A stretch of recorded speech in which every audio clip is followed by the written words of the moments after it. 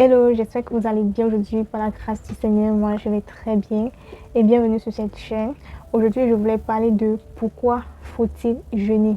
J'ai fait une vidéo sur qu'est-ce que c'est le jeûne et l'impact du jeûne dans la vie d'un chrétien. Si vous n'avez pas encore regardé la vidéo, je vous invite d'aller regarder la vidéo. Là, vous comprendrez mieux sur ce que c'est le jeûne et sur l'impact du jeûne dans la vie d'un chrétien.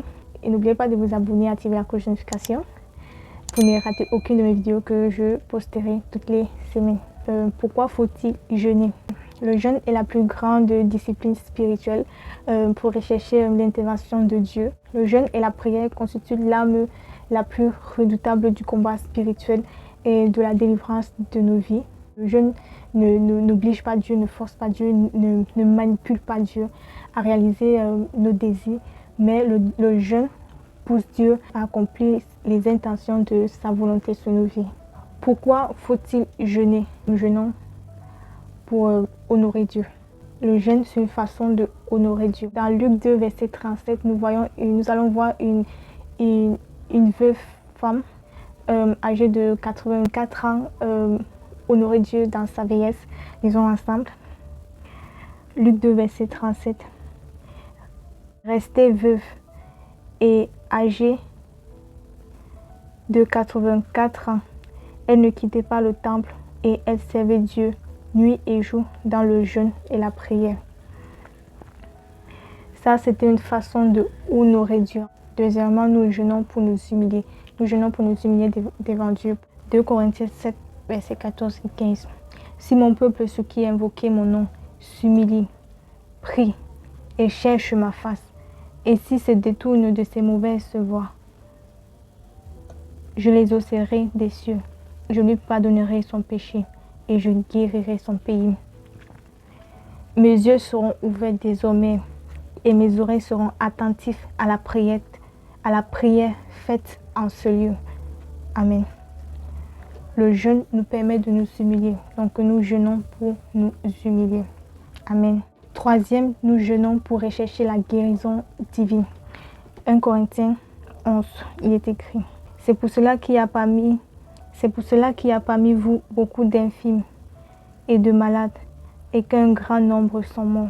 Je continue avec Jacques 5, versets 14 jusqu'à 18.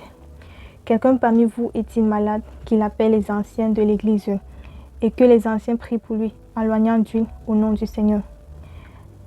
Verset 15. La prière de la foi sauvera le malade et le Seigneur le relèvera. Et s'il a commis des péchés, il lui sera pardonné. Verset 16. Confessez donc vos péchés les uns aux autres et priez les uns pour les autres, afin que vous soyez guéris.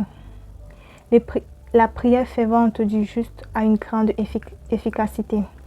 Verset 17. Il était un homme de la même nature que nous. Il pria avec instance pour qu'il ne plût point et il ne tomba point de pluie sur la terre pendant 3 ans et 6 mois.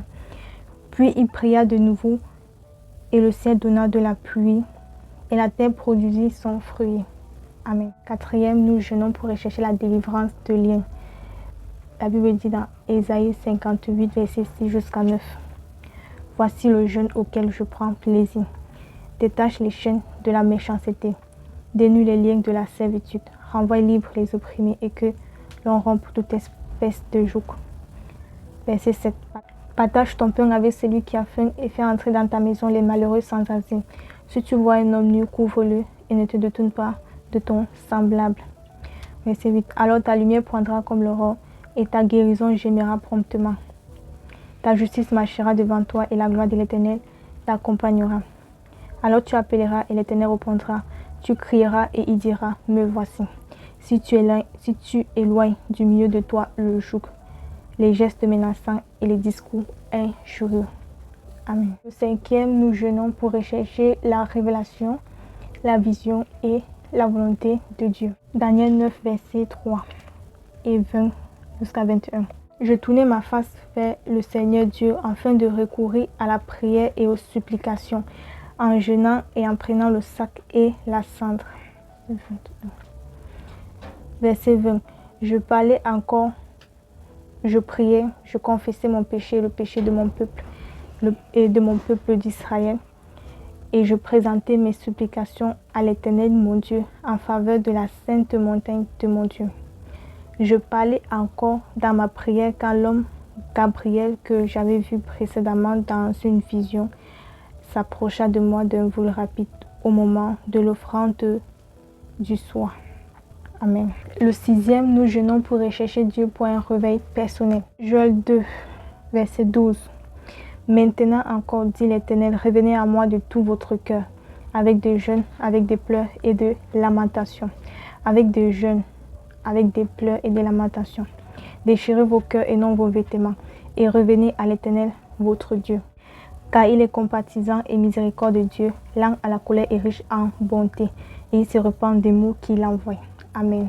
7e, nous jeûnons pour se repentir des échecs personnels. Jérémie 29, verset 11. La parole de Dieu dit, car je connais les projets que j'ai formés sur vous, dit l'Éternel, projets de paix et non de malheur, afin de vous donner un avenir et de l'espérance.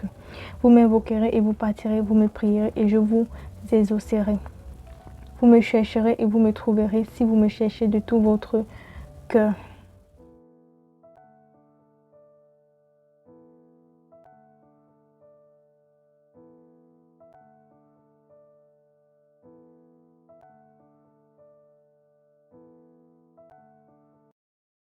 Voilà les 7 raisons pour lesquelles nous jeûnons. Il peut y avoir d'autres, mais ça, ce sont les raisons vraiment majeures donc, pour lesquelles nous jeûnons.